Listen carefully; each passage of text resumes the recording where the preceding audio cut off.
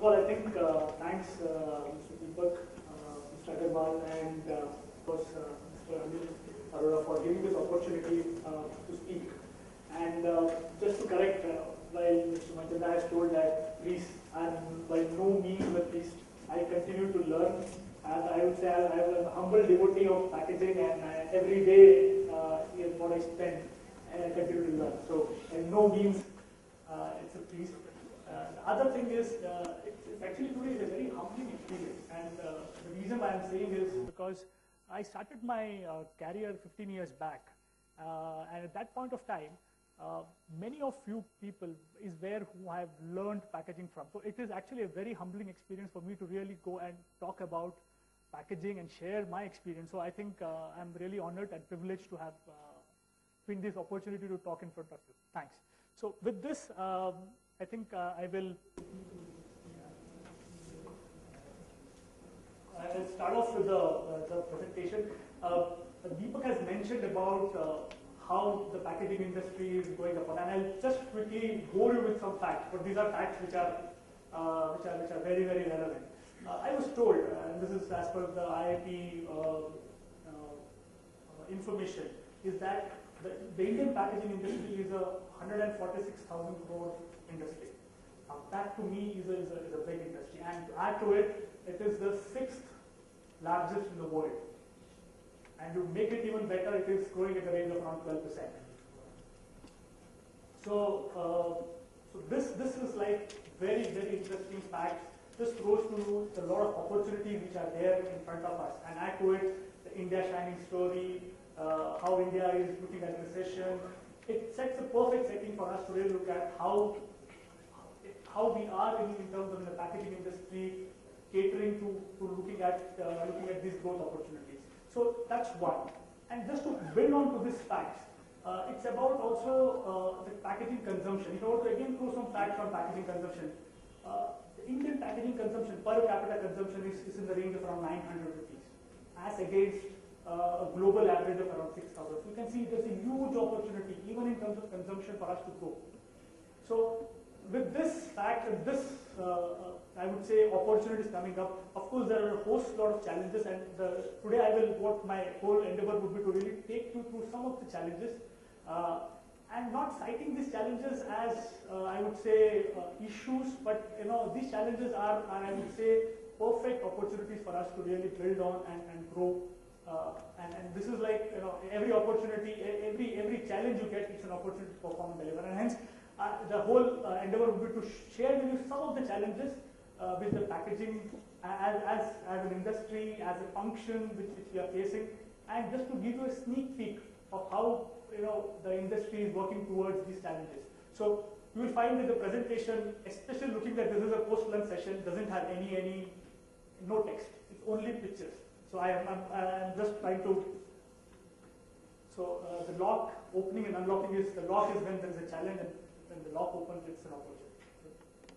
With this, I'll start off with the first challenge, which is I would say packaging-led innovation. Now the challenge here is innovation has always been a challenge, but over a period of time, in the past, if I were to look at it, when companies wanted to innovate, they used to look at products. They used to use their products to innovate. Product was the main focus area for us to really look at how we want to innovate. But over a period of time, when options start to get exhausted, people are looking at new avenues, and that's where I think packaging has played a very big role. And sooner or later, the companies are realizing that it's high time that when you invest in innovations, when you actually go about invest in the packaging innovation, you are reaping great benefits on it. And just to give some examples on it. So traditionally, you'll find a soap, a pan masala, or a parallel review actually talking about the product. But with this, you will find that there are actually advertisements today coming up with packaging-led innovation. You found a Breville which actually talks about how the whole experience of opening a packaging. I think nobody would have missed the full page ad of the crystal pack which came into the Times of India, and of course, Future Tube, entire launch happening on packaging. So where the challenge is for all of us is to how do we continuously keep on innovating? How do we raise the bar as far as the innovation quotient is concerned? Keep on raising it high enough so that companies actually start to benefit out of this innovation. That's one.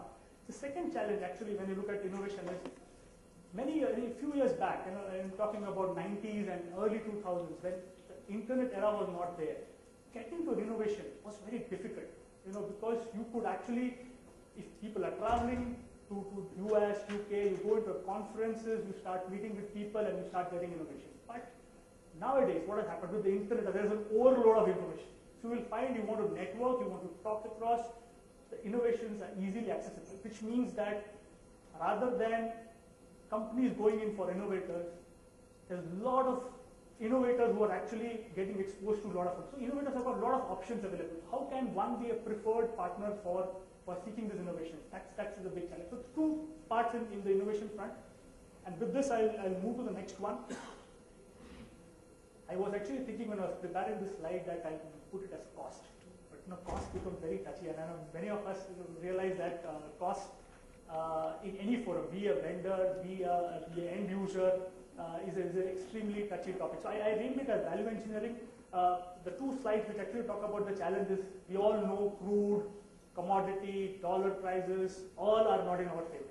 And that's why you'll always find this huge amount of pressure on cost. And if you look at how people are managing cost these days, it's all talking about looking at low-hanging fruits.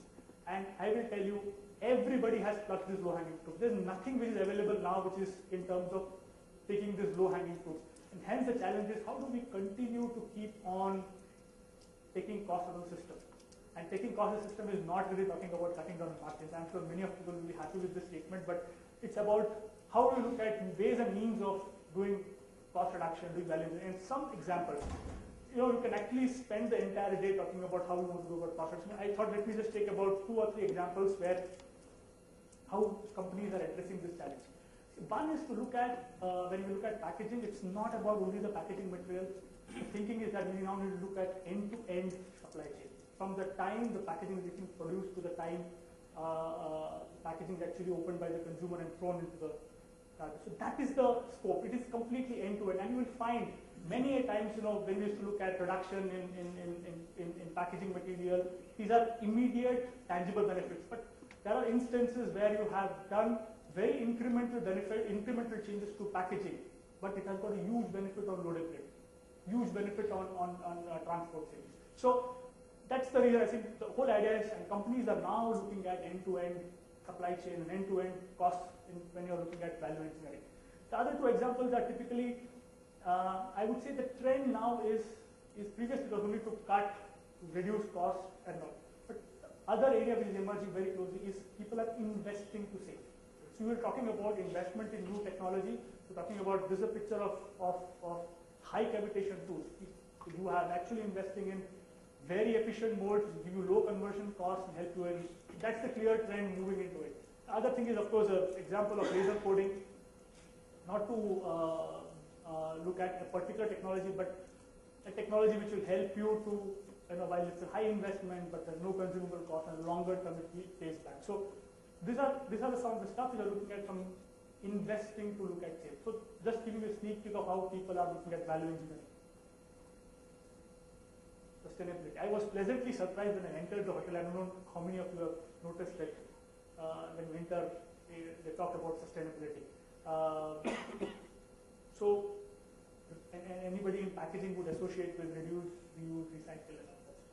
So from a challenge of actually talking about sustainability, doing incremental stuff, with having good intentions, I think the challenge for all of us as an industry is how do we walk the talk today, and how do we do big time changes in sustainability. And that to me is one of the big challenges for the packaging industry. India, we always say, okay, it doesn't affect us, we are small in consumption, but there are some companies who are making visible differences. And before I get into it, I just wanted to talk about the sustainability aspect in terms of, there was a survey which was done by Mintel, and which actually talked about are consumers interested in sustainable offerings. And one of the things which came out in this survey was that yes, consumers like to have sustainable packaging. But when you ask the question, are they willing to pay? The question is no. So the challenge becomes is everybody wants to be sustainable, but it should not impact that one. So that's, with this fact, I'll get into two of the examples. There are many examples happening, and especially when seeing policies of PVC moving into PET, shrinking industries are starting to move from levers, P&G, all the Coke, Pepsi, all have plans to move out and are moving out. But two examples which I want to really put on sustainability was, one is, I'm not sure how many people would have been to Gurgaon supermarkets. And if you look at Gurgaon supermarkets and walk through Easy Day or an SRS mall, which is there on the Sonar Road, that's a small departmental store. But the plastic packaging, they've actually banned plastic packaging there. So all the vegetables which are coming in, they are all into compostable bags. So small, I will not say Easy Day is not small, it's associated with Walmart, Bharti and all that. SRS is small, but I'm saying that sort of companies are actually going about really making changes, and this I can tell you, this is not cost effective. This is expensive from what all we have done initially. Second stuff which is talking about is Tetra Pak. Again, big press campaigns, big high level publicity to the Tetra Pak stuff. It's a huge drive coming on collecting of Tetra Pak, which has always been a concern area, and I was told the response is good. There's a lot of schools that actually collected huge amount of Tetra Paks. So it's about, the thing is, sustainability challenge. There's a lot of companies who are actually doing some real good work. Manpower. I remember many years back, we used to always say that India, you get, labor is cheap. You get, automate mat karo, we'll put 5 people on the line and that's cheaper.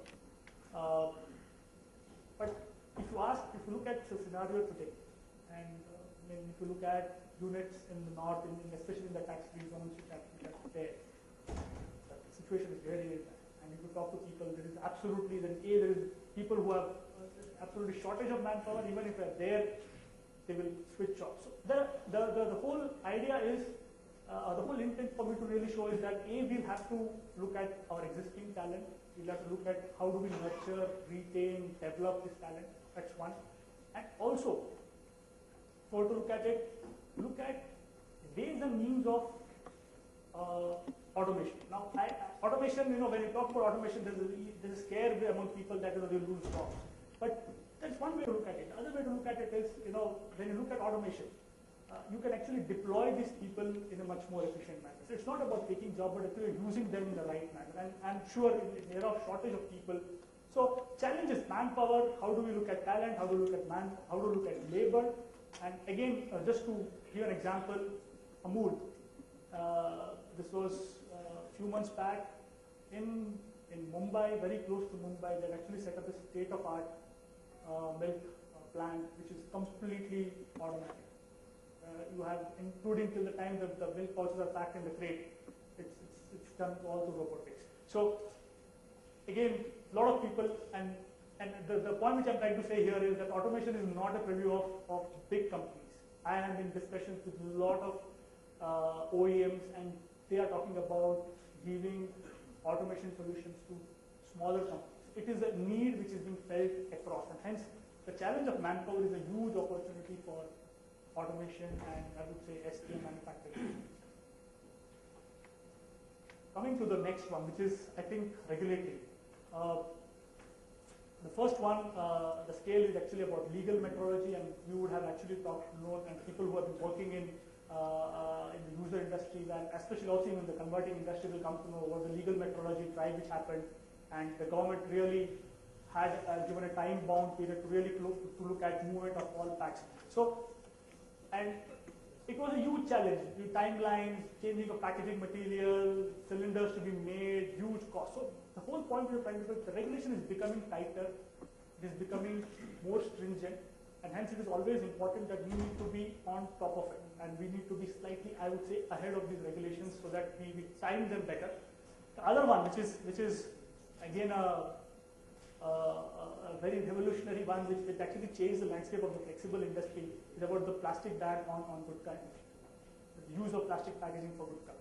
which was to me a regulation which completely changed the way the flexible industry was working, at least those part of packaging industry is operating.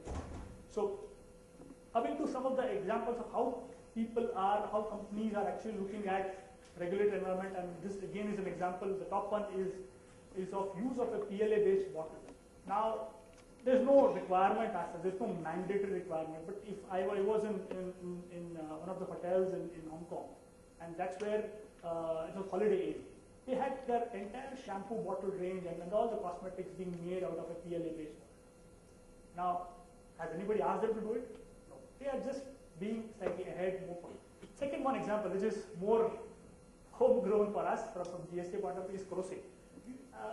If you look at it, the entire range of fever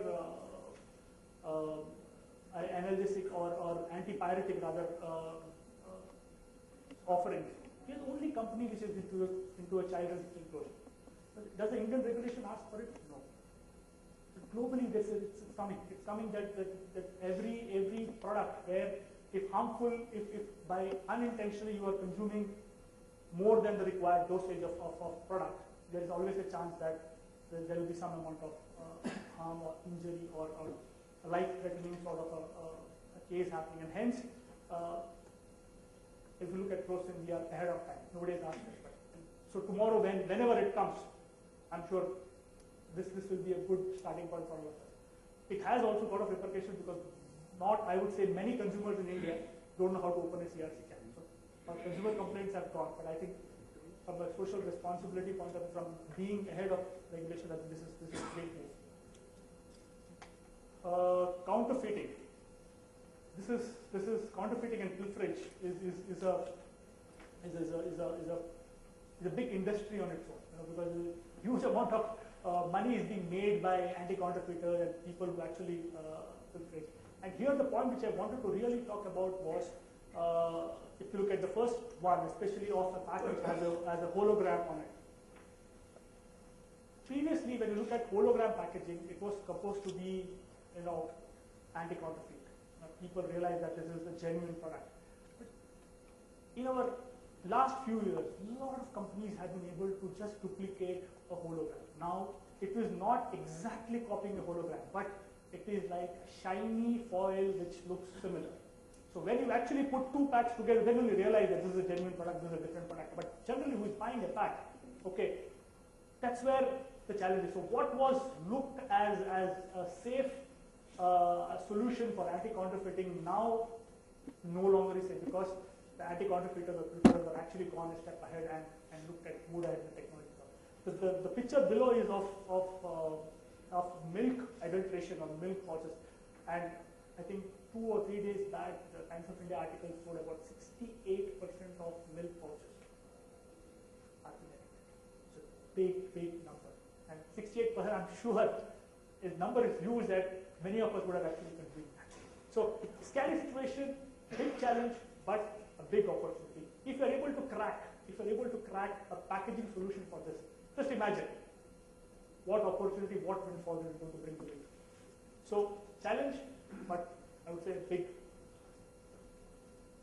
opportunity. Again, two stuff which I want to see how you can be ahead of the curve is, one is to look at technology, and above one is actually a non-clonable ID technology from Dilcare, which has been very recently being worked out. They're talking about track and trace solutions coming out of it, which is again ahead of the curve, which cannot be duplicated now. Second one, which I want to really talk about, is again more on the GSK side, is to invest in technology. Invest, bring in expensive investments, which deter actually anti-counterfeiters to actually go and copy. So the bi-injection mold, the bi-injection design is really difficult for anybody to counterfeit. So invest in technology, invest to actually be ahead of the curve as far as anti-counterfeit is concerned, or the counterfeit. Seventh part is visibility, and I would say why visibility. As a packaging, I would say, and as well as a product, why visibility is I would say, is a challenge. On two grounds. One is the whole retail scenario, and another is the modern trade. And I'll quickly touch upon retail. Products packaging SKUs are only increasing, and the pan masala shelf or the pan shop is the window is only small. So every product would want to buy horizontal, vertical, all stays available possible. So there is a huge premium or huge effort which is required to tap into that space, but that space remains small. That's a challenge. How does packaging work towards improving visibility of our objects so that they are more visible, and hence because of our visibility we are able to actually sell more. Second scenario is again modern trade. Now, while modern trade is good, we are talking about very good growth. All companies are doing really well because of modern trade. But there is also a flip side to modern trade. Because what happens with modern trade is it brings all the players on the same field. You walk through a shelf, you will find all the products, organized, unorganized, every being stacked on the same shelf. So it's suddenly, where distribution was a big challenge, you now get into a shelf which has a private label, unheard, all being stacked. You can compare prices, do it. So the challenge is, how do we differentiate? How do we make ourselves visible? That to me is a big challenge, and hence, two examples. There are many examples. These are just, you can say, examples which came top of my mind. Gillette, classical example of using a vertical space. Blades, even pencil cells, batteries. They are very efficient. They do a lot of good work on visibility. Again, examples of chemist shops, how IDEX has used it. The below example is of how within the modern trade, how can you look at shelf-ready packs, how can you look at retail-ready packs and try to differentiate and try to bring about a change which will help in making the products more visible, more attractive. The last part, and actually this is, to me, if you ask in an FMCG or whatever, this is the topmost slide here, but then I thought last but not least, decoding the consumer. I'll say, if I'm not sure how many people would have attended consumer researches. I have attended many consumer researches for various products across, and it is very difficult. If you ask a consumer what he wants, they will never be able to articulate it very clearly. They will say, "Acha hai, bura hai." What is exactly they want is something which is a big black box, and that to me, understanding the consumer is a very important barrier. And the picture there actually talks about the growing influence of social media, the generation next. And I always thought, that we are with the time when we talked about talking to our children, and then we suddenly talked about Twitter, WhatsApp, WeChat, and all that stuff. You realize that they are of a completely new generation with totally new needs, new expectations, and all that stuff. Hence, these people, these kids will actually grow up and have a completely different requirement of products, of packaging. Some examples. Again, this has been used, and I just wanted to, the top one is about how the use of ethnography, which is about understanding consumer behavior, is being used by many companies to look at how to decode consumers. It's about videographing an entire process of how the consumer actually opens and interacts with the pack, and there are trained people who actually decode insights rather than actually consumer telling. So a lot of lateral or hidden insights or I would say latent insights are brought about by the technology. Eye tracking is again an example where when you walk into the shelf, what catches your attention? And this was a technology that was seemingly used in the West, but a lot of Indian companies are now using this. So this was my last slide. I just wanted to wrap up by saying, especially the consumer part, which is, it is important for us to be really up with time, be really, I would say, in line with the needs of the consumer, in line with what technology needs are there, and be really, I would say, ahead of the game there. Otherwise, there are classical examples, and I again like to quote one example of mobile phones, which to me is a very, very highly innovative and very challenging from an innovation point of view, and how the consumer habits have actually changed. Start about Nokia being really the #1 mobile phone company, and then with the advent of Apple, and now it is Samsung. And if you look at the way technologies have, so companies which have adopted to new technology have really listened to their consumers have really gone ahead and reaped the benefits. Otherwise, you always lose the risk of being irrelevant or insignificant. So with this, I think I will end my, I would say, sneak peek or some of the challenges which I felt more from a packaging point of view, from an industry point of view, which would be relevant. Thanks.